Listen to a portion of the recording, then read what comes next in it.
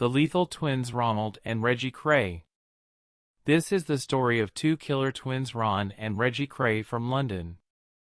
So, did you think the rapper Kanye was just saying Kray in his song? In fact, he was speaking about the infamous Kray twins who committed numerous crimes from murder to anything else you can think of. Now let's begin. Once upon a time, there were two brothers who were twins. These twins were born October 24, 1933, in Haggerston, East London to the father Charles David Kray and the mother Violet Annie Lee. Ronnie and Reggie were identical twins, with Reggie arriving 10 minutes earlier. Charles James Jr. was their firstborn. He was the age 6 years old when the Kray twins were born. The twins had diphtheria when they were 3 years old. Their mother, who presided over the Kray household, continued to have the greatest impact on them as children. Charles Kray Sr., their father, was a rag-and-bone man who enjoyed binge drinking.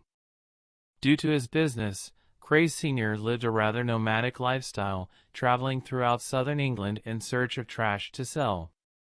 Even when he was in London, he was more frequently spotted at the pubs than at home with his family.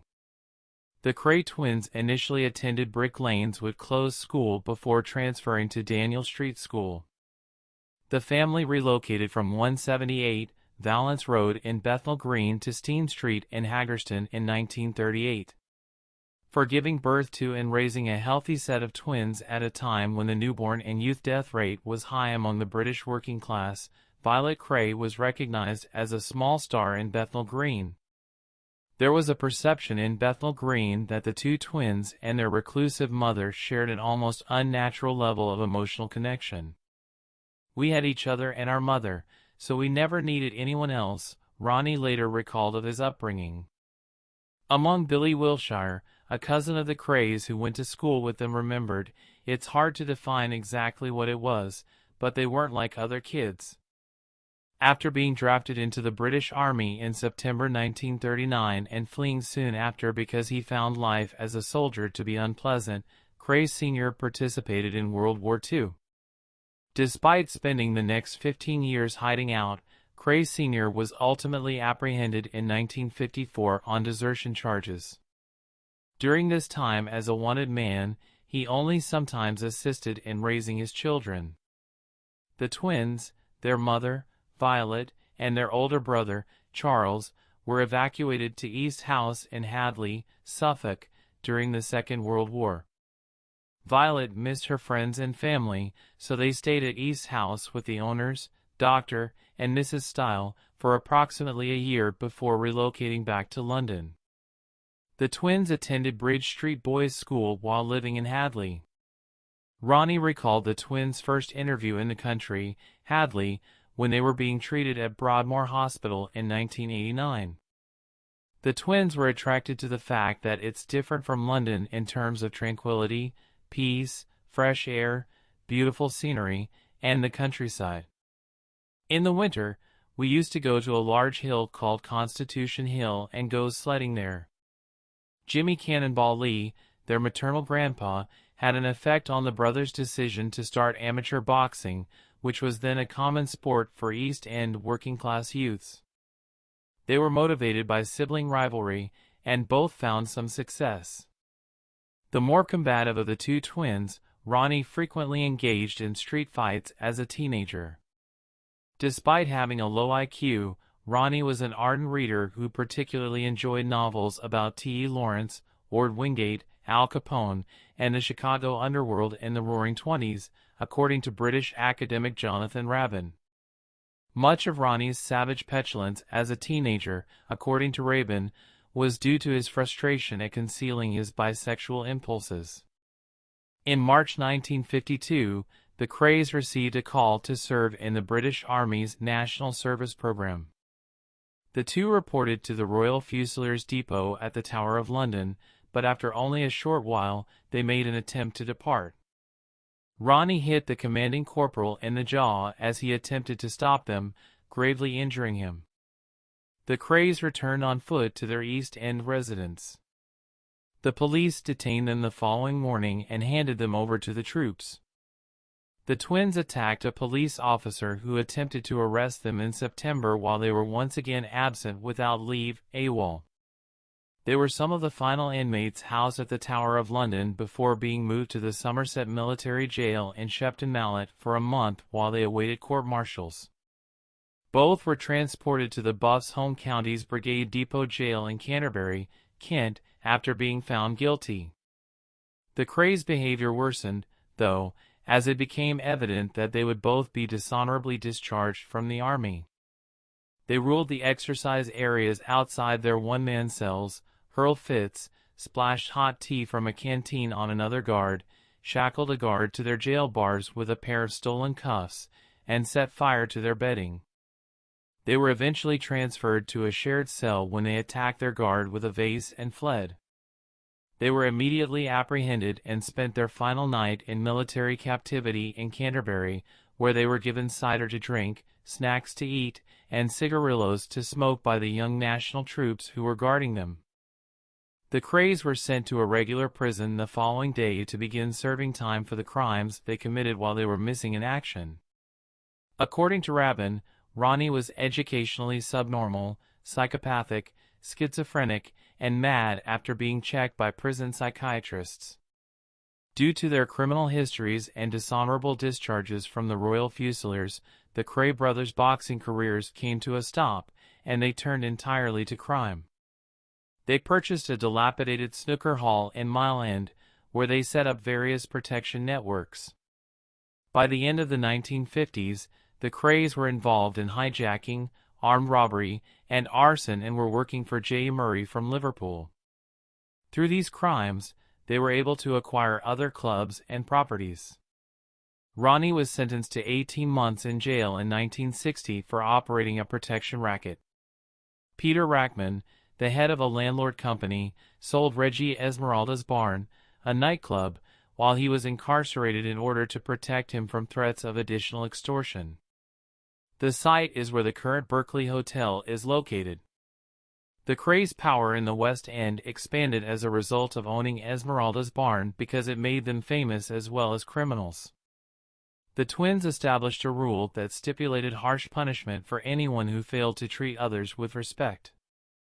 Because Ronnie and Reggie both notoriously used dog and horse tracks as well as commercial enterprises to launder money, several other people were subject to investigations for their involvement in the crimes in the middle of the 1960s. They received assistance from a financier named Alan Cooper, who desired defense against the South London-based Richardson Gang, the Krays' main competition. Ronnie was referred to as the dimmer of the two twins by Rabin, who described him as a man whose grasp on reality was so tiny and pathologically disordered that he was able to live out a primitive, predominantly colored fiction, bending the city into the shape of a lousy thriller. Ronnie purposefully based the firm's look on what he had read about the Chicago underworld. For instance, he had his own personal barber come to his apartment to cut his hair after reading that such behavior was customary among Chicago gangsters in the 1920s. The Kray twins were well known as wealthy and endearing celebrity nightclub owners in the 1960s and were active in the swinging London scene. In addition to being frequently photographed by David Bailey and mingling with lords, MPs, socialites, and celebrities like Frank Sinatra, Peter Sellers, Joan Collins, Judy Garland, Diana Dors, George Raft, Sammy Davis Jr., Shirley Bassey, Liza Minnelli, Cliff Richard, Dusty Springfield, Jane Mansfield, Richard Harris, Danny LaRue, and others. Their non-criminal activities as well-known figures on the celebrity circuit contributed significantly to alliance with the American Mafia. The Kray brothers joined forces with the Commission of New York, the American Mafia's governing body, after getting in touch with Meyer Lansky and Angelo Bruno, who were seeking to invest in London's nightclubs and gambling establishments. The Mafia significantly favored nightclubs and casinos abroad to avoid unfavorable audits by the American government. The Mafia also valued nightclubs and casinos for money laundering. The Mafia had been searching for a successor when the Communist Revolution of 1959 forced the closure of the nightclubs and casinos that had long performed that function in Havana. As a result, they became interested in London's nightclubs. The Mafia found the Krays to be desirable London business partners because of their reputation for being able to extort influential people like Boothby and sway the British government in this way. By the standards of American organized crime, Lansky and Bruno were both regarded as diplomatic figures and were thought to be the most qualified individuals to deal with the erratic and irascible Krays. The actor George Raft, a fading Hollywood star who was living in London and whom the Krays revered for his portrayal of the icy mafia hitman Gino Ronaldo in the 1932 movie Scarface, served as the link between Lansky and the Krays. The mob's ties in the 1930s and 1940s. Raft was a well-known Hollywood actor, but his career had been waning since the 1950s. Raft moved to London in 1965, realizing that his Hollywood career was largely over, in the hopes of landing parts in European films. To evade the notice of the British authorities and to attract gamblers who could be drawn by Raft's lingering popularity, Lansky founded the Colony Sports Club in London and positioned Raft as the nominal proprietor. The Colony Sports Club was advertised in London to elderly, affluent American travelers rather than British gamblers. The Krays were hired to offer protection at the Colony Sports Club, receiving £500 per week in exchange for sending in goons from the firm to serve as security. George Cornell. On March 9, 1966, Ronnie opened fire at the Blind Beggar pub in Whitechapel, killing Richardson gang member George Cornell. The Richardsons and Richard Hart, a friend of the Krays, were involved in a shootout the day before at Mr. Smith's, a nightclub in Catford. Hart was fatally shot. Almost the whole Richardson gang was detained as a result of this public shooting. By happenstance, Cornell was not at the club when the shooting took place and was not detained. He decided to visit the Blind Beggar Tavern, which was only 1 mile from the Krays' home, after checking on his pals at the hospital. When Ronnie discovered Cornell's whereabouts, he was having a drink in another bar. Together with Scotch Jack, John Dixon, his driver, and Ian Barry, his helper, he traveled to the Blind Beggar. With Barry, Ronnie entered the bar and approached Cornell before shooting him in the head in full view of everyone. Barry, perplexed by what had occurred, fired 5 bullets into the air to warn passers-by not to call the police about what had occurred. Cornell exclaimed, "Well, look who's here," just before being shot. At 3:30 a.m., he passed away in the hospital. When the murder occurred, Ronnie already had paranoid schizophrenia. Some reports claim that Ronnie murdered Cornell as retaliation for Cornell calling him a fat poof, a homophobic term, during an altercation between the Krays and the Richardsons on Christmas Day 1965, at the Astor Club. Frankie Fraser, a Richardson member, was found not guilty of Hart's murder at Mr. Smith's. Ray the Belgian Cullinane, a Richardson member, said that he witnessed Cornell kick Hart. Due to intimidation, witnesses refused to cooperate with the police in the murder investigation, and the trial ended inconclusively without naming a specific suspect. The Krays Mafia allies were enraged by Cornell's murder because they believed Ronnie took a risk by killing Cornell himself rather than assigning the task to a less capable ally. Reggie was able to maintain the connection with Raft's help by maintaining that the firm was still the Mafia's best business associate in London. As evidence of the degree of fear the Krays fostered, Raft and Reggie pointed to the fact that none of the Blind Beggar witnesses would testify against Ronnie. Soon after, a Home Office order labeling Raft as undesirable ended his journey back to the United States, costing the Krays their most crucial ally. Frank Mitchell. The Krays assisted Frank Mitchell, or the Mad Axeman, in escaping from Dartmoor Prison on December 12, 1966. Mitchell and Ronnie had become friends while they were both inmates at Wandsworth Prison. Ronnie believed that he would be doing Mitchell a service by getting him out of Dartmoor, making the public aware of his situation, and compelling the authorities to take action because Mitchell felt that they should reassess his application for release. Jack the Hat McVitie. Reggie was allegedly persuaded by his brother to murder Jack the Hat McVitie in October 1967, for months after his wife Frances committed suicide. Jack the Hat was a minor Kray gang member who had been paid £500 in advance to carry out a £1,000 contract to kill Leslie Payne, the group's former financial advisor. Under the guise of a party, McVitie was persuaded to enter a basement apartment on Stoke Newington's Evering Road. Ronnie was seated in the front room when he first arrived at the location. As Ronnie drew closer, he hurled a volley of insults and used a shard of glass to stab McVitie just below the eye. The twins and McVitie are thought to have then gotten into a fight. Reggie pulled the trigger twice on a handgun while aiming it at McVitie's head as the argument heated up, but nothing happened. Ronnie Hart, a relative of the twins, gave McVitie a bear hug, after which he gave Reggie a carving knife. Then, while twisting the knife, he stabbed McVitie in the face and stomach, forcing the blade deep into his neck. He continued without stopping even as McVitie lay dying on the ground. Reggie had killed a man whom many firm members felt did not deserve to die in a highly public act of homicide. Shortly after Reggie's passing in 2000, Freddie Foreman revealed that McVitie had a reputation for leaving destruction in his wake due to his heavy drinking and drug use on a regular basis, as well as his threats to destroy the twins and their family. Arrest, prosecution, and imprisonment. The Kray brothers' capture was Detective Chief Superintendent Leonard Nipper Reid's first task after being promoted to the murder squad at Scotland Yard. Reid had been looking into their activities during the first half of 1964, but the publicity and government denials of Ron's relationship with Boothby rendered the evidence meaningless.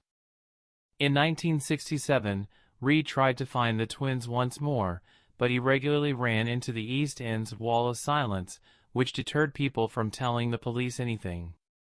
Nemon Lethbridge represented them in court. Reid had amassed sufficient evidence against the Krays by the end of 1967. They were implicated by witness testimony and other evidence, but none of these provided a strong defense for anyone's accusation. Paul Elvey was sent to Glasgow by the Krays' Alan Bruce Cooper to purchase explosives for a car bomb. Radio Such, later renamed Radio City, was broadcast in 1964 thanks to radio engineer Elvey. He confessed to taking part in 3 failed murders after being apprehended by police in Scotland. Cooper, who claimed to be an agent for the U.S. Treasury Department looking into connections between the American Mafia and the Kray gang, undermined the credibility of the evidence. He made an effort to blame the Krays for committing the attempted murders. Reid attempted to use Cooper as a trap for the Krays, but they evaded him because Cooper was being used as a source by one of Reid's superior officers. Scotland Yard ultimately made the decision to detain the Krays based on the evidence already gathered in the hopes that once the Krays were in custody, additional witnesses would come forward. The Krays and 15 other members of the firm were detained on May 8, 1968. Exceptional measures were taken to prevent the accused from collaborating. After interviewing each person who had been detained in private, Nipper Reid offered a deal to each firm member in exchange for their testimony against the others.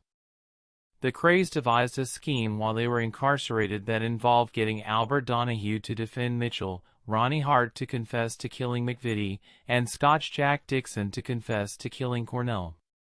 Donahue told them straight up that he wasn't willing to be persuaded into entering a guilty plea. He then let Reid know that he was willing to help through his mother. Donahue was the first to divulge all of his knowledge to the police after Reid set up a second covert interview. Ronnie Hart was not initially wanted by the police and had not yet been detained. Donahue's testimony allowed for Hart's arrest. Given the same conditions as the others, Hart then informed Reid of every detail of McVitie's murder, despite the fact that he was unaware of what had happened to the body. For the first time, the police could prove who was responsible and had a strong case to charge the twins with killing McVitie. Everyone was afraid to testify against the twins, even though it was clear to Reid that Ronnie Kray had killed George Cornell in the Blind Beggar Tavern. Scotch Jack Dixon also turned in every piece of information he had concerning Cornell's murder after learning that the twins were attempting to trick him. He was an accessory to the crime despite not being a witness, since he had driven Ian Barry and Ronnie Kray to the bar. A witness to the murder was still required by the police. They found the bartender who was at the bar when Cornell was killed. They gave her a false name, and she confessed to having seen Ronnie kill Cornell.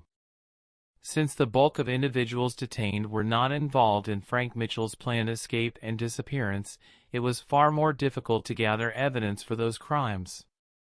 Once the twins were found guilty, Reed decided to move forward with the case and hold a separate trial for Mitchell.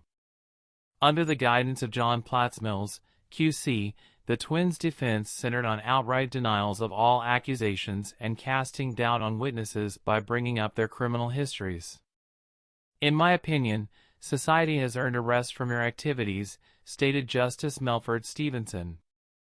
Justice Melford Stevenson said of the penalties, "I recommend they should not be less than 30 years during the lengthiest murder trial in British history." Both were given life sentences in jail with a 30-year non-parole period in March 1969 for the murders of Cornell and McVitie. For his involvement in the killings, their brother Charlie was given a 10-year prison sentence. Following their mother Violet Kray's death from cancer a week earlier, Ronnie and Reggie Kray were permitted to attend her memorial service on August 11, 1982, with the assistance of a sizable police presence. The Kray family plot at Chingford Mount Cemetery is where she was buried, but they were not permitted to attend. Celebrities like Diana Dors and the Krays, members of the underworld, attended the funeral. The twins did not request permission to attend their father's funeral in March 1983 in order to escape the media attention that had surrounded their mother's funeral. Since Ronnie Kray was a Category A prisoner, he was forbidden practically all freedoms and was not permitted to interact with other inmates. His paranoid schizophrenia was eventually recognized as crazy, and he spent the rest of his life in Crowthorne, Berkshire's Broadmoor Hospital, after being committed in 1979. Reggie Kray spent 8 years at Maidstone Prison after repeatedly being denied release. He was moved to Norfolk's Category C Wayland Prison in 1997. Ronnie's business card was found by Broadmoor Hospital officials in 1985. This discovery provided proof that the twins, who had been raised in different hospitals, were running Kray Enterprises with their older brother, Charlie Kray, and an unidentified accomplice. Frank Sinatra, one of their customers, used Kray Enterprises to employ 18 bodyguards for his attendance at the 1985 Wimbledon Championships. Officials were concerned about this operation, but according to documents made public through the Freedom of Information Act, they didn't think there was enough justification to shut it down. "I'm not homosexual, I'm bisexual," Ronnie claimed in a statement on the Kray tapes to writer Robin McGibbon. Bisexual. In the 1960s, he also intended to marry Monica, a lady he had been seeing for roughly 3 years. "She was the most beautiful woman he had ever seen," he said. This is mentioned in Reggie's book, Born Fighter. Additionally, excerpts are cited in Ron's book, My Story, and Kate Kray's book Sorted, Murder, Madness, and Marriage, Free at Last. Although Monica married her ex-boyfriend before Ronnie had the chance to wed her, the 59 letters he sent to her while he was in jail between May and December 1968 demonstrate that he still had affection for her and that his love for her was evident. She was addressed by him as "my little doll" and "my little angel." She was still in love with Ronnie. In 2010, these letters went up for auction. "If they let me see Monica and put me with Reg, I could not ask for more," Ronnie wrote in a 1968 letter to his mother Violet from prison. Then he continued, "The only female I have ever liked is Monica. You already know what a sweet little person she is. Tell her I adore her more than ever when you see her." After getting divorced in 1989, Ronnie remarried Kate Howard, whom he later divorced in 1994. Prior to that, he wed Elaine Mildner in 1985 at the Broadmoor Chapel. Kate Howard lived in Forge Lane in Headcorn, Kent. In an interview with author John Pearson, Ronnie claimed that he could identify with the soldier Charles George Gordon from the 19th century because Gordon shared the same sexual orientation as mine and died in a man's fashion. "When it's time for me to go, I hope I do the same," she said. Pearson asserts that Ronnie Kray acknowledged in his history of the twins, the profession of violence, that he and Reggie routinely had intercourse as youngsters and continued to do so throughout their adult lives after learning they were both gay. In 1965, Frances Shay and Reggie were married. 2 years later, she committed suicide. Reggie married Roberta Jones in 1997 after meeting her while incarcerated. She was promoting a movie about Ronnie, who had passed away in the hospital 2 years previously. Ronnie died on March 17, 1995, at the age of 61, in Wexham Park Hospital in Slough, Berkshire. 2 days prior, he had a heart attack at Broadmoor Hospital. In handcuffs, Reggie was permitted to leave jail to attend the burial. After being released from prison on humanitarian grounds at the age of 66 on October 1, 2000, Reggie passed away from terminal cancer. Reggie Kray converted to Christianity while he was in prison.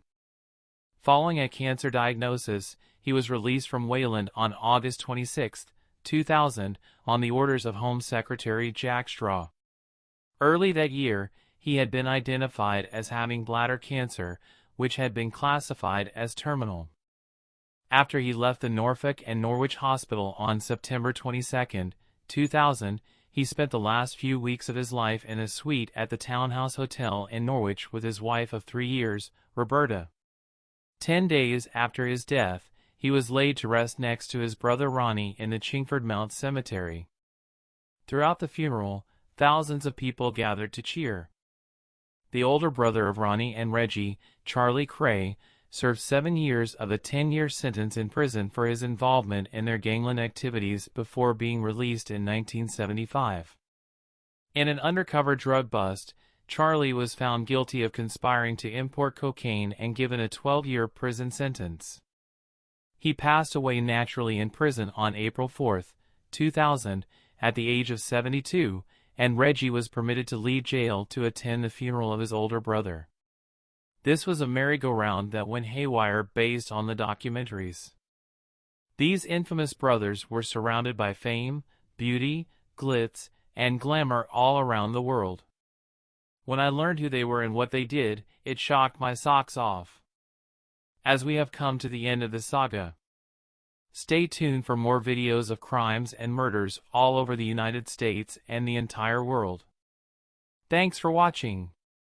Please like, share, and subscribe to the Crimes in Candyland channel.